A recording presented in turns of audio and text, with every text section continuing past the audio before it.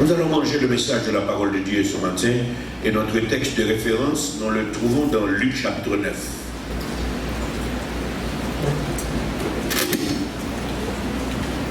Luc chapitre 9.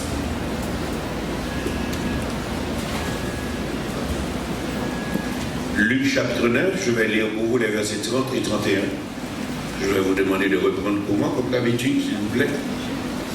Si vous êtes chez vous, même si vous nous regardez, même si vous nous écoutez, saisissez donc votre Bible et lisez avec nous Luc chapitre 9, versets 30 et 31. Là, nous allons goûter le message de la parole de Dieu et découvrir des grands secrets. Luc 9, versets 30 et 31. Je lis pour vous. Et voici deux hommes s'entretenaient avec lui.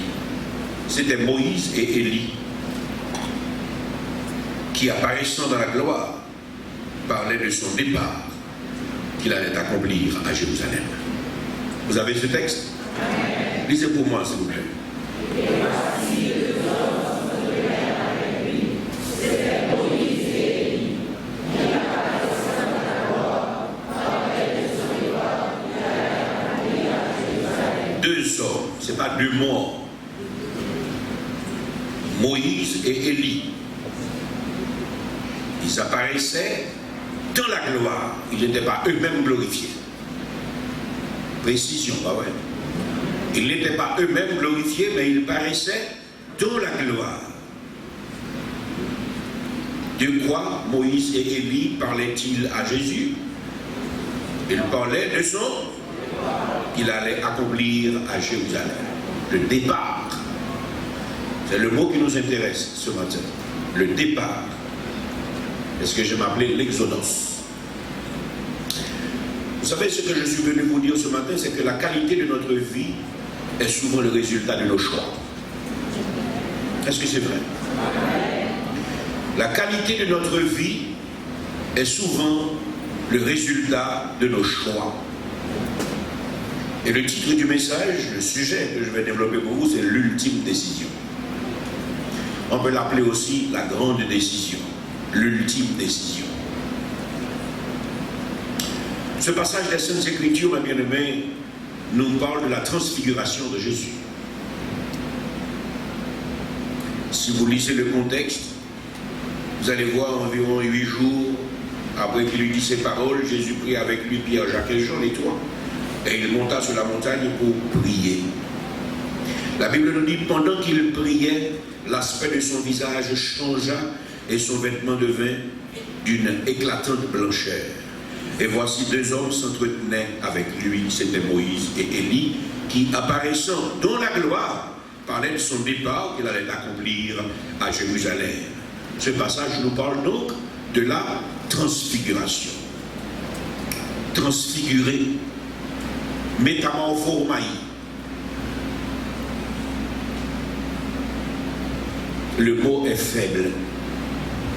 À bien comprendre le texte, le métamorphomai est faible.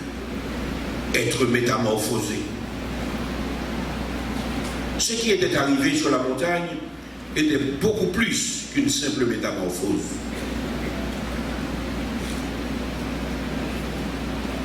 Dans Luc 9, 31, la Bible parle plutôt de la gloire de Jésus. Il ne s'agissait pas d'une simple métamorphose. Luc nous parle de la gloire de Jésus. Dans le verset 31, nous lisons « Qui, apparaissant dans la gloire, parlait de son départ qu'elle allait accomplir à Jérusalem. » Il s'agit de beaucoup plus qu'une métamorphose. Matthieu 17, verset 2 nous dit « Son visage resplendit comme le soleil, et ses vêtements devinrent blancs comme la lumière. » C'est plus qu'une simple transformation, mes bien-aimés. Marc 9, verset 3 nous dit « Ses vêtements devinrent resplendissants et d'une blancheur qui n'est pas de foulon sur terre, qui puisse blanchir ainsi. » Ça doit être un beau spectacle. Ça doit être un beau spectacle. Tous les disciples étaient là, et pourtant, il a retenu seulement Pierre, Jacques et Jean.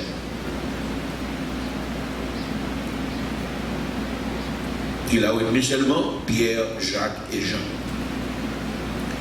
La toute première leçon de ce matin, c'est que la prière peut transporter le croyant dans la plénitude de la présence de Dieu. La prière peut transporter le croyant dans la plénitude de la présence de Dieu. La Bible dit, pendant qu'il priait, l'aspect de son visage changea et son vêtement devint d'une éclatante blancheur. Moïse et Élie apparurent dans la gloire, mais ils n'étaient pas eux-mêmes glorifiés. Il est intéressant de remarquer que, bien qu'ils aient été choisis comme trois témoins de cette manifestation, les disciples ne pouvaient pas contempler pleinement cette gloire. Et verset 32 nous le dit. Pierre et ses compagnons étaient appesantis par le sommeil, mais s'étant tenus éveillés, ils virent la gloire de Jésus et les deux hommes qui étaient avec lui. Pierre et ses compagnons étaient accablés de sommeil. Cet état de faiblesse humaine s'est répété à Gethsémane dans les derniers moments précédant l'arrestation de Jésus. Dans Luc 22, versets 39 à 46, nous pouvons lire ce tableau. Luc 22. Luc 22, versets 39 à 46. Qu'est-ce que la Bible nous dit? Après cette sortie, il alla selon sa coutume à la montagne des Oliviers. Ses disciples le suivirent. Lorsqu'il fut arrivé dans ce lieu, il leur dit, priez afin que vous ne tombiez en tentation. Puis il s'éloigna d'eux à la distance d'environ un jet de pierre. Et s'étant mis à genoux, il pria, disant, Père, si tu voulais éloigner de moi cette coupe, toutefois que ma volonté ne se fasse pas, mais la tienne. Alors un ange lui apparut du ciel pour le fortifier. Étant en agonie, il pria plus instamment et sa sueur devint comme des grumeaux de sang qui tombaient à terre. Après avoir prié, il se leva et vint vers ses disciples qu'il trouva endormis de tristesse. Il leur dit, pourquoi dormez-vous? Levez-vous et priez afin que vous ne tombiez en tentation. Mais bien aimé, ces deux tableaux montrent clairement que les faiblesses de la chair ne peuvent pas contempler la gloire de Dieu. Ça me rappelle lorsque Dieu parlait dans le désert. Le peuple a dit à Moïse, parle à ton Dieu et viens nous parler.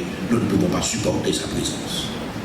Mais bien aimé, tant que nous sommes dans la chair, nous ne sommes pas en mesure de résister devant la Shekinah, la gloire de Dieu. La chair est indigne pour contempler cette gloire. La chair est trop faible pour supporter la présence de ce Dieu de gloire. Et Paul a compris cela. Voilà pourquoi il a déclaré, la mort m'est un gain. La transfiguration marque le point culminant du passage de Jésus sur la terre. Elle révèle que effectivement Jésus est le Messie, c'est-à-dire le Fils de Dieu. Et dans le psaume 2, verset 7, nous pouvons lire, je publierai le décret. L'Éternel m'a dit, tu es mon fils, je t'ai engendré aujourd'hui. C'est un beau texte. Je publierai le décret. Tu es mon fils, je t'ai engendré aujourd'hui. Mais pour les rebelles, pour ceux qui luttent et se battent contre la volonté de Dieu, je vous demanderai de lire avec moi, s'il vous plaît, psaume 2, versets 10 à 12. Dans le psaume 2, versets 10 à 12, qu'est-ce que la Bible me dit? La Bible me dit, et maintenant, roi, conduisez-vous avec sagesse, juge de la terre, recevez instruction, servez l'Éternel avec crainte et réjouissez-vous avec tremblement. Baissez le Fils de peur qu'il ne s'irrite et que vous ne soyez et que vous ne périssiez dans votre voie, car sa colère est prompte à s'enflammer. Heureux tous ceux qui se confient en lui. Parole du Seigneur. La deuxième chose que je voudrais voir avec vous juste avant de manger le repas du Seigneur, c'est l'ultime décision. L'ultime rapport, pas la décision, l'ultime rapport. Le texte nous dit, Luc 9, 30 et 31, que Jésus-Christ était sur la montagne Dans sa gloire apparaissaient Moïse et Élie.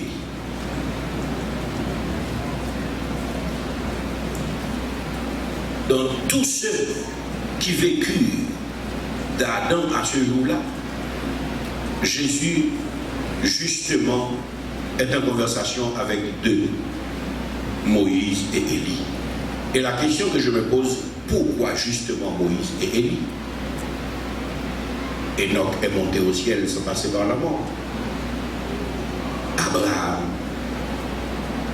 les grands de la promesse, les géants de la foi. Pourquoi donc Moïse et Élie? Mais bien aimé, la réponse n'est pas simple.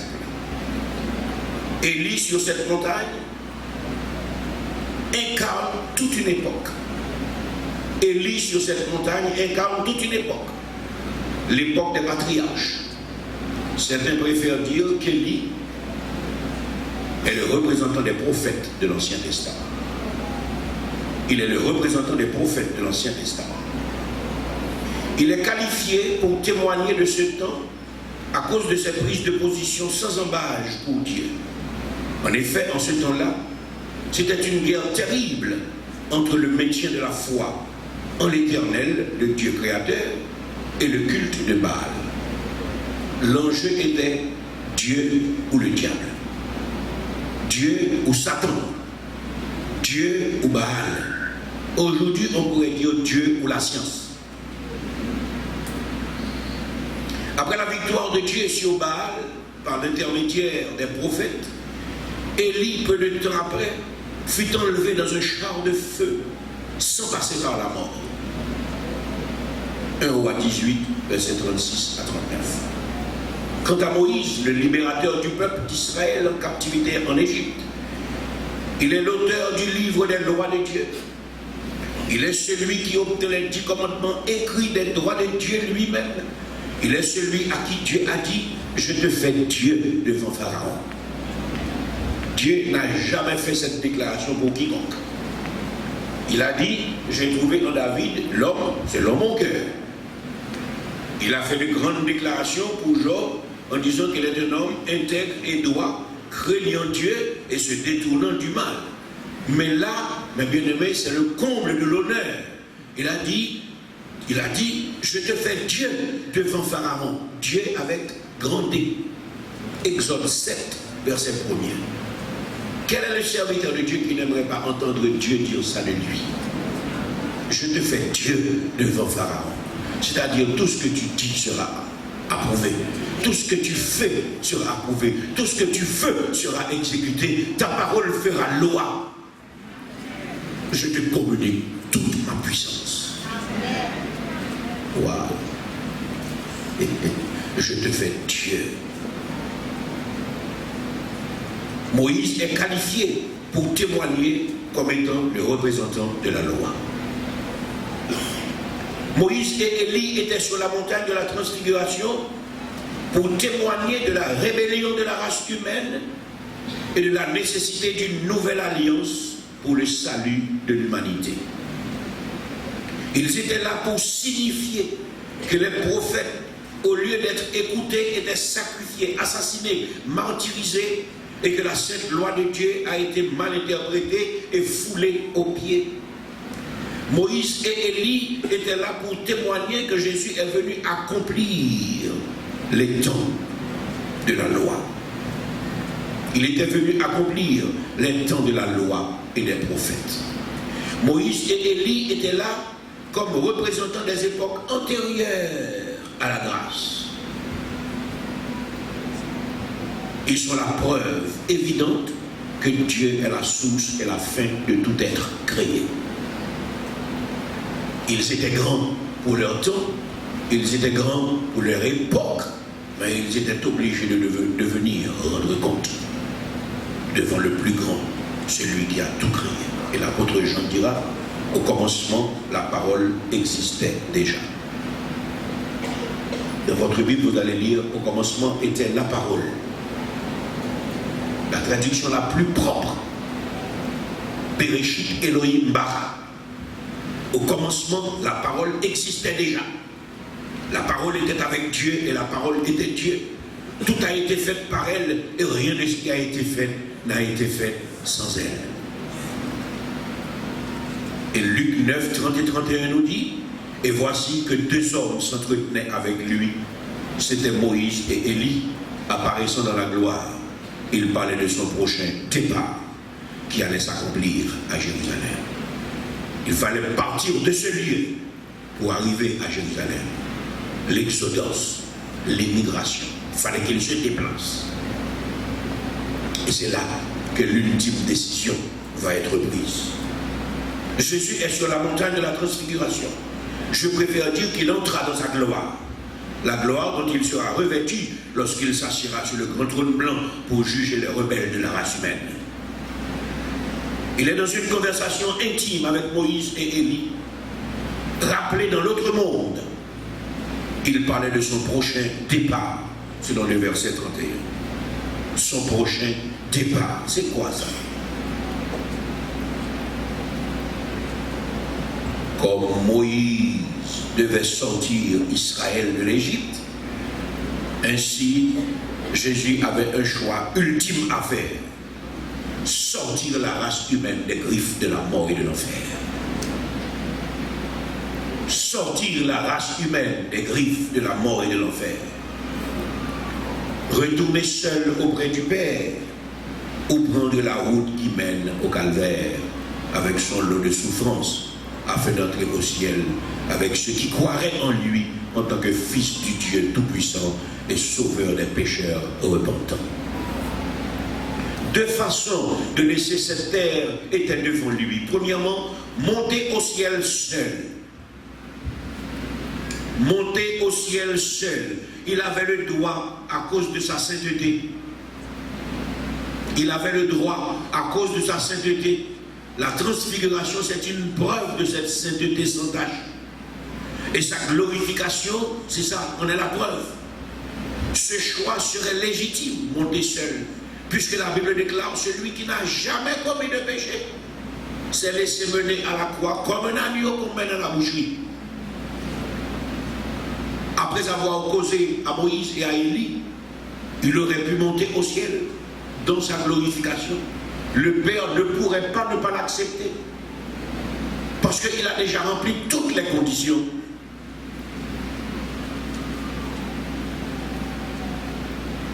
Mais le deuxième choix, c'était l'issue douloureuse du chemin de la passion, en passant par ce jugement malhonnête, cette infâme crucifixion sur le calvaire, au milieu de brigands.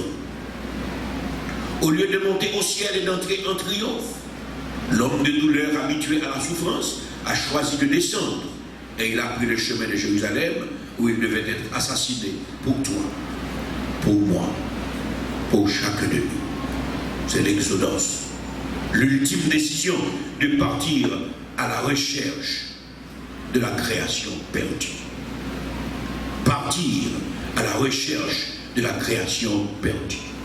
Et Luc 19, verset 10 dira, car le Fils de l'homme est venu chercher et sauver ceux qui étaient perdus. La résurrection du Fils de l'homme est la plus grande faveur de Dieu à la terre, mes bien-aimés. La résurrection du Fils de l'homme est la plus grande faveur de Dieu à la terre. Cette résurrection garantit la résurrection des chrétiens dont vous et moi aujourd'hui. Pour nous sauver, bien-aimés, Jésus a dû entrer dans les entrailles de la mort. Pour nous sauver, pour faire de nous des héritiers de son éternité, Jésus a dû entrer dans les entrailles de la mort. C'est pourquoi raffermissons notre foi. Ce n'est pas le temps des bamboches d'Inde, des bons plats seulement. C'est vrai qu'il n'y a pas de fête sans tout ça, mais la fête commence au pied de la croix. La fête commence au pied de la croix. Raffermissons-nous. Quelles que soient les tribulations que nous connaissons aujourd'hui, c'est pour un temps. Mais ce qui nous attend, c'est pour l'éternité. La Bible nous dit dans 1 Corinthiens chapitre 15, notre corps est semé corruptible, il ressuscite incorruptible. Croyez-le, Il est semé méprisable, il ressuscite glorieux, croyez-le. Il est semé faible, il ressuscite plein de force. Il est semé corps naturel, il ressuscitera corps spirituel. S'il y a un corps terrestre, il y a aussi un corps céleste. Et comme aujourd'hui, nous portons le corps terrestre, bientôt nous porterons le corps céleste. Raffermissons notre foi. Si vous êtes ici en ce jour, le jour béni de la résurrection, si vous n'êtes pas encore sauvé, la parole nous dit dans Hébreux chapitre 7, verset 25, c'est aussi pour cela qu'il peut sauver parfaitement ceux qui s'approchent de Dieu par lui. Si vous êtes dans cette salle et que vous ne connaissez pas encore ce Jésus, à partir d'une expérience personnelle, la Bible, je parle à toi personnellement, Hébreux 7, 25.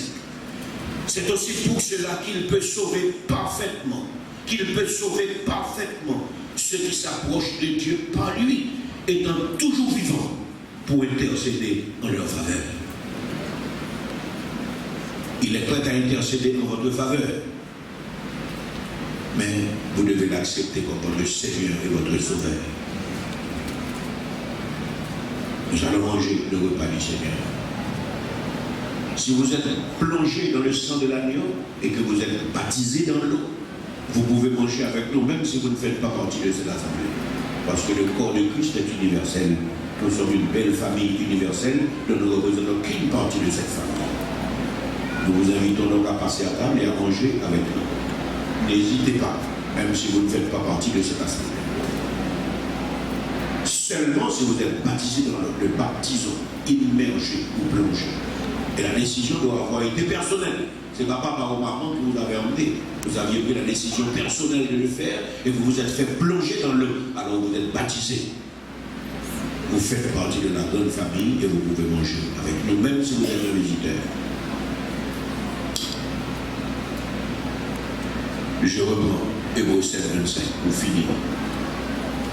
Et je m'adresse à tous ceux-là qui sont dans cette salle et qui ne sont pas encore sauvés. C'est aussi pour cela qu'il veut sauver parfaitement ceux qui s'approchent de Dieu par lui, étant toujours vivants pour intercéder en leur faveur. Vous pouvez avoir un intercesseur dans le ciel si vous faites le choix de Jésus ce matin. Que Dieu vous bénisse.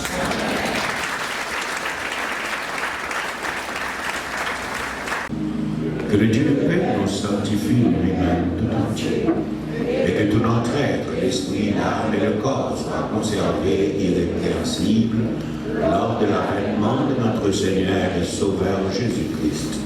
À qui soit le règne, la puissance, la majesté, la souveraineté, la domination et la gloire au siècle des siècles. Allez, passez un bon dimanche et une bonne semaine en Jésus.